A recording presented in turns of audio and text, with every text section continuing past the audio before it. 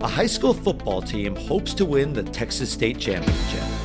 Listen as we chat about a town that's a one-dimensional character, a spoiler that's not a spoiler, and NBC's 6-word slogans.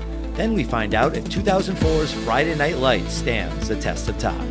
It's the test of time. James and Alan have their say. Do the movies you love still hold up today? James says gladiator with a glare, and Alan says as a father blah blah. It's the test of time. James and Alan have their say. Do the movies you love still hold up today? Test of time. James and Alan have their say. Do the movies you love still hold up today?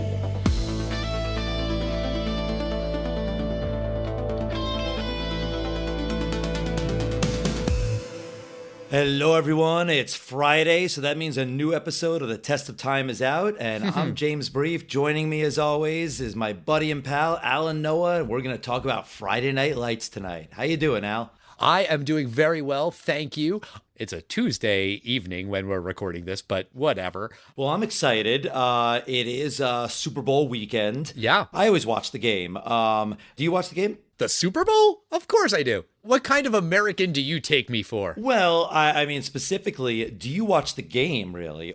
There was a time when I was one of those people that probably was looking more forward to the commercials. Yeah. But now, in the last 10 years, I have become a big NFL fan, and I am very much looking forward to the game. This year, for the first time, I even got the YouTube, the Sunday ticket, more for Carly. It was the first time I ever felt like Back to the Future 2, because the Sunday ticket allows you to watch 4 games at once. You don't need sound, and you can just, with the controller, just control which box has the announcer. It just switches back and forth. But I actually can't believe I actually enjoyed that. I am not that into football. I don't watch a ton of games. Eli was rooting for the Bills this year, so he would put on games here and there, and I'd watch with him. But it's not that important to me. I don't really care all that much. For the Super Bowl, yeah, I'll watch the game. I will sit down and pay attention to it. But if I'm at a friend's house and the conversation's good, I'm more likely to engage in that. Last year, I was with some friends and we were just chatting the whole time. I was watching the game out of the corner of my eye, but I wasn't really watching. To be fair, that's one of the nice things about sports, whether you're seeing it live or on TV. You don't need to hear everything. I mean, It's not like some show finale or a big movie you're all going to watch together. Shut up, everyone quiet. It's a big part. Talk, who cares? Right. I will usually ask for silence during the halftime show. That, I think, is always worth watching, whether it's great, whether it's bad, whether it's an artist I really, really love or not. I just feel like that is my kind of spectacle. Like that I want to see. I want to watch it. I want to pay attention. I want to hear it. That I will usually give more of my attention. So we do a football film every year. Football movies are not just about football. There's often a greater story here. I think that's true with any sports movie. It's about the characters. It's about people. That's also fair. But why are there so many football films? Is it simply because it's more popular? But there's not that many basketball films and relatively few baseball films, honestly. Although I think there used to be a lot more baseball films. When we were kids, Field of Dreams and Bull Durham and the Natural and Bad News Bears and several of its sequels. I can't remember the last major baseball movie. I don't know. I guess probably the answer to your question is football is, one, very popular, and two, it is visceral. It's visual, it's loud, that sound of the helmets crunching, cheerleaders. There's just a lot of things to look at, to feel, to experience on the big screen. I can understand why that is the kind of go-to sport for sports movies. Honestly, I think that's probably why there's a lot of boxing movies, because it's so visual. Not that hockey and baseball and basketball aren't interesting to watch, but I think football and boxing are just more cinematic. I think that might be it.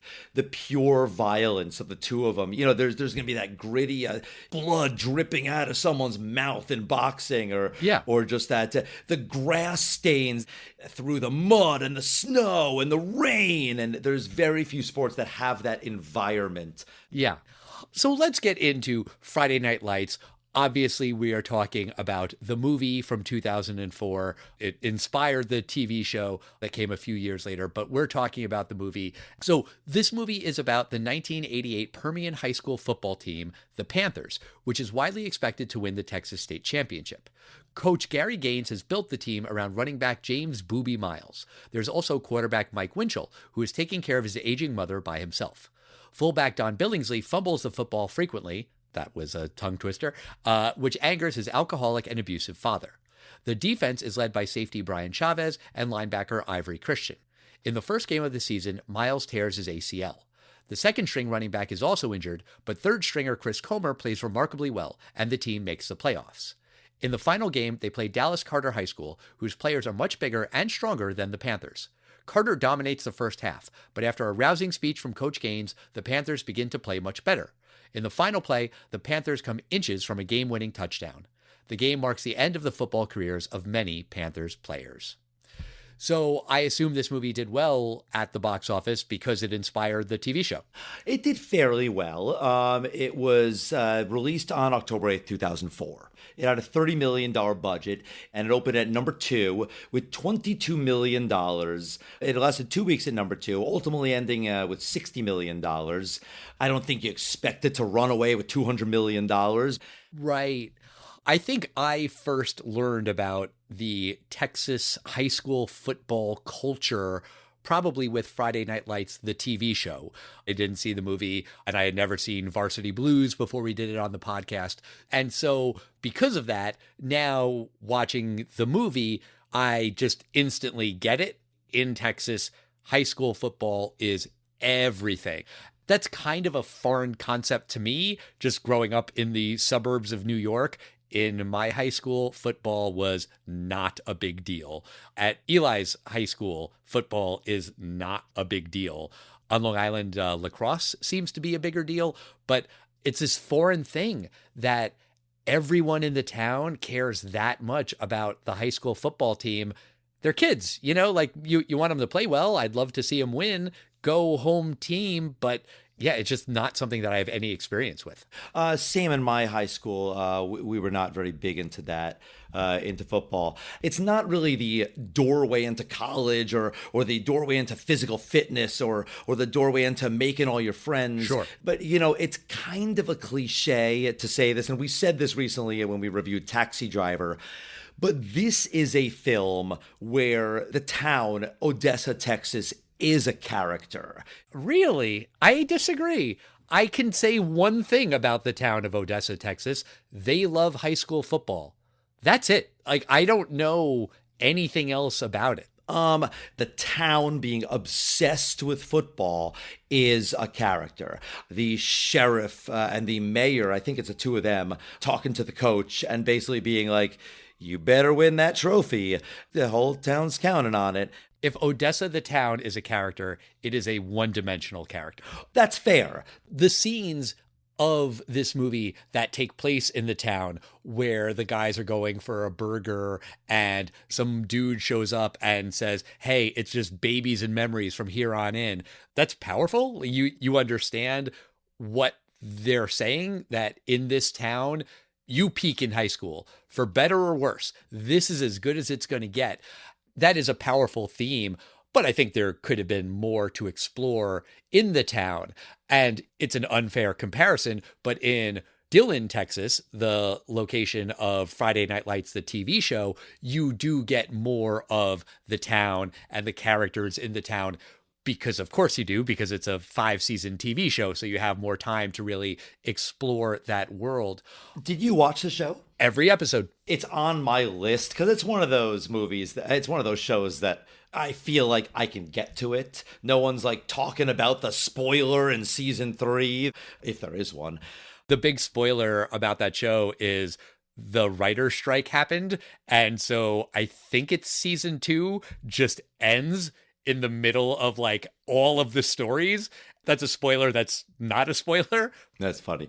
This is the show that lends itself better to, I would say, something drawn out in seasons. And, I think every game is important because fantastic teams still lose a couple games a year. And I think the losses are important too. And I assume they do not win state championship 5 seasons in a row, considering this is such a well-acclaimed show. I don't think that would, be realistic in any way or entertaining. That is correct. But I do think that the structure of the TV show helps because I think by and large, they do one game per episode. Great. So that allows you to see the game, experience the game, and experience everything that happens in the lead up to the game and the stuff that happens after the game. In the movie, we spent a lot of time in certain games, and then there's just these montages where everything is really, really condensed. And I felt like it was hard to follow the season because Booby is injured in the first game. Then it's like, well, they can't win. They lose the second game, but then they just win the next, 3 or 4 very quickly in montage. And it's like, well, wait, how did that happen? Part of it is they're constrained by the runtime. I also think that we don't really spend a lot of time with the other teammates. We spend time with Booby and Billingsley, but Chris Comer kind of comes out of nowhere. And then all the other players, like, what are they doing? I don't really have a good sense of how this team is able to rebuild after that devastating injury other than Chris Comer. I get it. He's third string and he's very talented, which you would expect in a town like this where they're so obsessed with football. I bet the third string on that team's going to be a million times better than the first string in my town now. But I felt like it wasn't just clear how this team was winning. That's fair. You get the background that Billy Bob Thornton's character has experience at least, and that he is quite knowledgeable. Usually there's some reason why they turn it around. I had seen this movie years ago, and I only recalled 2 things. I was pretty sure they didn't win the final game, and I did remember the scene where Booby's injured. He's now totally done. Football for life. He has this great swagger in the locker room. He's like, yeah, win and sportsmanship and all that shit. Yeah. And everyone's like, all right, Booby. Like, they're quiet around him because they know it sucks. But he's actually he's taking it pretty well. And then he goes to his uncle's car and he just cries, and he's raised by his uncle. Why is he raised by his uncle? Where is his parents? And this uncle is so caring, and he really just wants the best for his nephew. Like in a show, like, don't lose that character. I want to hear about this uncle and what's the background here? It's pretty fascinating. But also, I think in a movie, I don't need all of that background, actually. I kind of like the mystery, but I also just want to call out that subplot, it's cliche. I think there's a lot of things that are by the numbers in this film, and the injured star that allows the second or third string to rise is kind of a cliche. But I think in this one, at least it's memorable. You're right. They don't explain what happened to his parents. They also don't explain why everyone calls him Booby. And I'm not saying that, just because, ha ha ha, Booby, that's a unique nickname. It had to have come from somewhere. The fact that everyone's calling this guy Booby with a straight face, I was curious. I wanted to know the story there. Not a big deal. I understand. I agree with you. The scenes with him and his uncle are very powerful. The scene where he goes to the hospital and he's yelling at the doctor because that doctor has to be lying because he's from a rival town. Like, no, dude, he's trying to help you. And the thing of the star player being injured, yes, that is a tried and true trope. This is based on a true story, so it feels a little weird to call it a trope because it did in fact happen. Let's talk about the familial relationship that's not so nice with Billingsley and his abusive dad. Early in the movie, when the dad shows up at practice and goes onto the field and not just yells at his kid, but throws him to the ground, I really could not believe how Coach Gaines just lets that happen. I understand There's a line between coach and parent, but I just can't see how that could go totally unanswered. Maybe if he doesn't want to make a scene there in practice by yelling at the guy's dad, maybe he pulls him to the side later. Maybe he shows up at his house the next day and says, you can never do that again. I want to see the coach sticking up for these kids. I want him to be their great defender. And this dad winds up being kind of a good guy at the end of the film, right? They try to make it so that you forgive him because he has his speech where he says that he's sorry. Cool, neat that you're sorry. You're still an alcoholic, abusive asshole. He's played by Tim McGraw. I could not name a single song by Tim McGraw. But for a country music star who's not known as an actor, he's good in this role, but I kind of rolled my eyes at the apology. He tried to give him his ring, and he's like, you're a winner even if you don't have the ring. That moment is supposed to be his redemption. I mean, I think his redemption's fine. Again, cliche. I think it was by the numbers. Sure. There's also Winchell, the quarterback. We get very little of his home life. He's taking care of his mom. There's a scene where he's on a payphone. He's talking to his brother or sister, and he says, she's your mom too. He's taking care of her by himself. That's kind of all we get from him and his personal life. Honestly, though, what bothered me even more was at the very end of the movie when they do the text on screen about what happened to all of these characters. They show what happened to Christian and Chavez. I was like, oh yeah, the main characters, Christian and Chavez, who I know nothing about. We have seen them in their lives outside of football 0 times, 0 minutes and 0 seconds on both of those characters and their families, their boyfriends, girlfriends, their partners, their academic struggles. Christian is really smart. He goes on to have a college football career that we find out at the end, but it fell flat because we don't know these characters. We spend no time with them. I think the main characters are the coach and to a lesser extent, Booby for the first half of the film.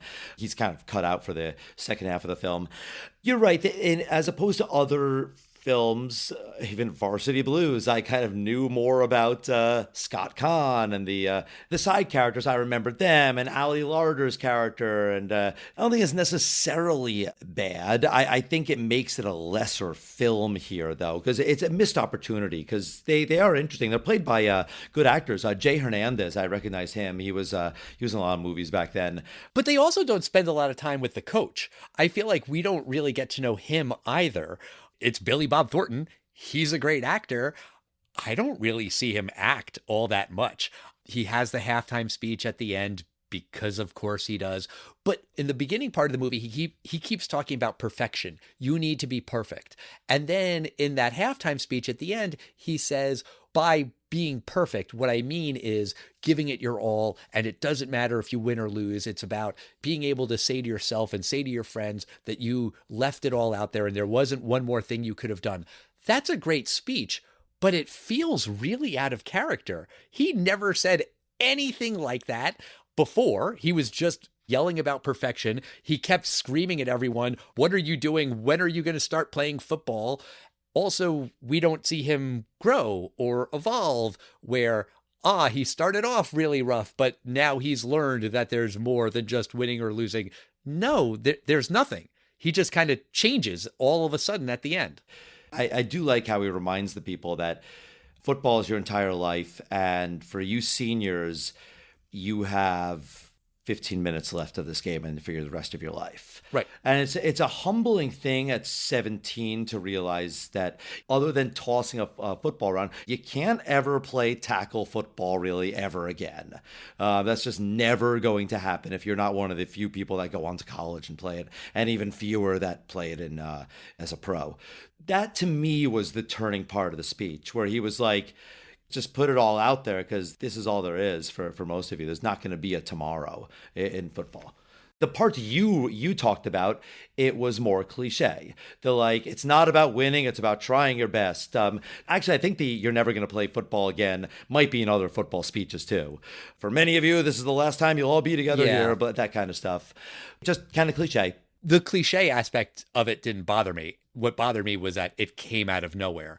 There's one line earlier where he's talking about curses with Winchell when he says that the only curses are the ones that you inflict on yourself. So that is him being more of a softie, but I felt like I didn't know him as a character.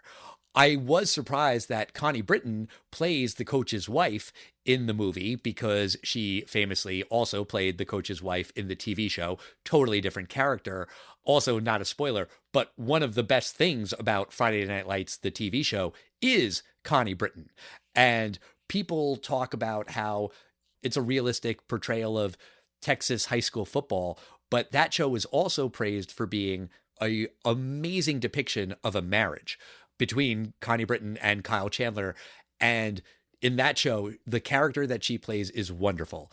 The character she plays in this movie is barely there. I think it is well into the second half of the movie before she has any lines of dialogue. And when she starts talking, she's talking about how she wants to leave Texas and move to Alaska, but she is a paper thin character in the movie, and that's a shame.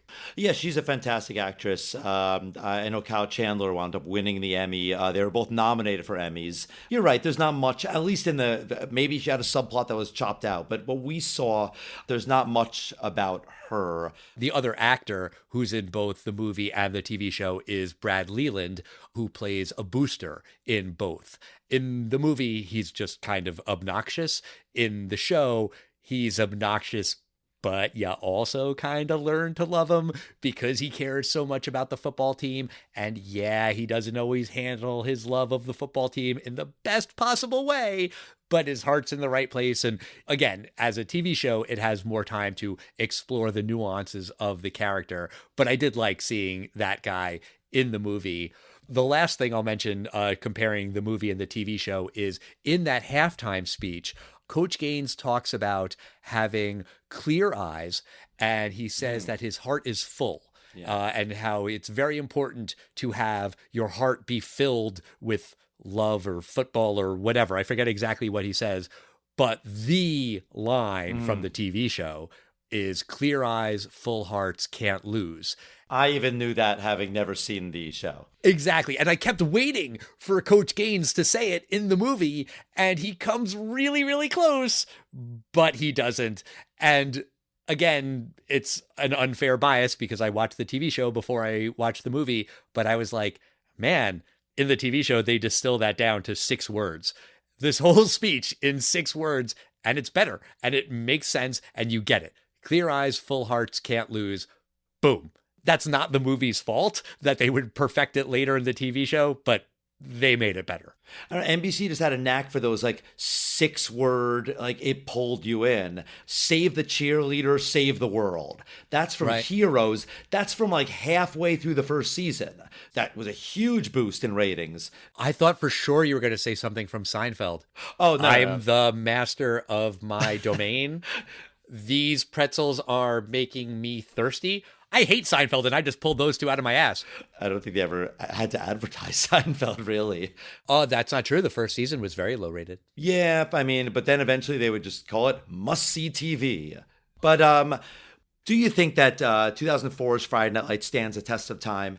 There are things to like about this movie. It's shot in this cinema verite style with a lot of close-ups and a lot of handheld cameras, and you really feel like you're in the action. There's no voiceover, which annoyed the shit out of me in Varsity Blues. They do a lot of exposition by talking to reporters, which is kind of a trope, but it works. And I believe that in this town, the high school football players would be interviewed for the local TV. It's set in 1988 because that's the season that the book was based on. So that does kind of explain some of the anachronistic things like the payphone, like the Bill Cosby impression, which isn't a terrible impression, but I don't think that would be in a movie now unless they were specifically calling out that he was a predator. I think in 2004, that was not so widely known, although some people did know it, but whatever. Also, there is a really powerful scene where the two final teams and their staffs are debating what stadium they're going to play in and who the refs are going to be. Are they going to be black? Are they going to be white? These things matter because Carter, the team that they're playing, is predominantly black. I thought that was interesting. Apparently, in the book, they talk about race and racism a lot. The author, H.G. Bissinger, wrote that the racism he saw in Odessa, Texas, was the worst he had encountered in his life. And the people in Odessa were pissed about it. I mean, good for him for calling it out when he saw it, but it did create backlash in the town of Odessa. And when the movie wanted to film in the town, they said, sure, you're welcome to film here. None of that racist crap. We don't want that in the movie. So it is scaled way, way, way back in the movie to basically just that one scene. That's, I guess, a missed opportunity that the movie had to sacrifice. But I feel like as a sports movie, this doesn't work. I just don't know any of the people, the players, the coach, the other people in the town. I don't really get to know any of them. They don't go on much of a journey, any of them, really. And I'm just watching a lot of football highlights interspersed with a couple of philosophical rants about curses and high school being the best time of your life and winning isn't everything. It just felt like a very hollow experience. It's a 2-hour movie that I felt was mostly empty. And, you know, the TV show is 5 seasons that were full. There's a lot that happened in there. And again, it's an unfair comparison, kind of an apples to orange thing, but the TV show is great. This movie, I was just not that impressed with. And I'm going to say that it does not stand the test of time. What do you think, James? This is a tough one because I think the movie is very generic and cliche, to be honest, with a couple gems of a scene. The scene with Boobie's uncle is kind of haunting, honestly. Yeah. Most of us have not had a football career-ending ACL injury, but there is a moment when we failed something, and it's like, yeah, you're not getting another shot at that. Like, you failed. It's came and gone, you know? The thing about the film is that it still is exciting football. Unlike Varsity Blues, it doesn't waste time on like stupid high school jinx and there's a part in the strip club and oh my god, the hot teacher is also the stripper. The score of the film is kind of very like drawn out, like guitar riffs, explosions in the sky. Yeah, it's sad. It's a sad town. It's a little pathetic that the entire town bases their hopes and dreams and whether they're going to have a good year on whether these 14 to 17-year-old boys can bring home a state championship. Yeah. That the sheriff and the whole town is going to be depressed if it doesn't happen. And I'm more intrigued now to watch this series because I really do hope they at least win once because, as the titles say at the end, Odessa is good enough to win. I also kind of like the generic part that like no one goes on to be a superstar. Odessa, Texas has had NFL players. I was expecting Boobie to, more cliche, become the new assistant coach and he'll still have a life in football. You were wrong, Boobie. You will play football, but just as an award-winning coach. No, because that's always something that doesn't translate, being a player to a coach. It's directed by Peter Berg. He's a very competent director. I mean, he made films like Lone Survivor, Deepwater Horizon, and Patriots Day. This film, to me, it's very generic. It's not bad, though. It's forgettable, but that doesn't make it bad. And I do really like the ending. For me, it does stand the test of time. It was close, though. There's way better football films. I even like Varsity Blues better than this film. Okay. Well, that's going to do it for us this week. We're moving from football to romance because next week it's our Valentine's Day episode and we're going to talk about 9.5 Weeks. I've never seen this movie. The only thing I know about it is that it's sexy. I called it romance. I have no idea if it's romantic or not. But I saw that it was celebrating its 40th anniversary and I was like, why not? In the meantime, we want to hear from you. We are at Test of Time Pod on Facebook, X, Instagram, and Threads. Let us know what you think about Friday Night Lights, the movie, the TV show, the book, if you've read it. We love hearing from you, and we'll see you next time, everybody. Football!